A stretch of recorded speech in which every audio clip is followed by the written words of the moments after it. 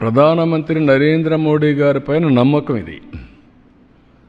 ఆయన అవలంబించే model is right model అని ప్రజలు విశ్వసిస్తున్నారు. అందుకే 3 సార్లు గెలిచారు. గుజరాత్లో 5 సార్లు గెలిచారు.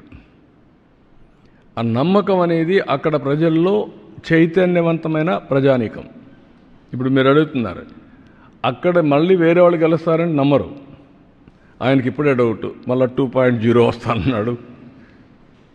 అంటే మీకు ఇప్పటి నుంచే మళ్ళీ ఫియర్ సైకో స్టార్ట్ అయిపోతా ఉంది. వాడు వస్తే ఏమవుతుంది, మళ్ళీ నిద్రపోతామా లేదా, ఏమైపోతాం అంటే దాంతో మనం ఇంకొంచెం నర్వస్ అయ్యి ఇంకా ఎక్కువ తప్పులు చేయాలని చూస్తాం.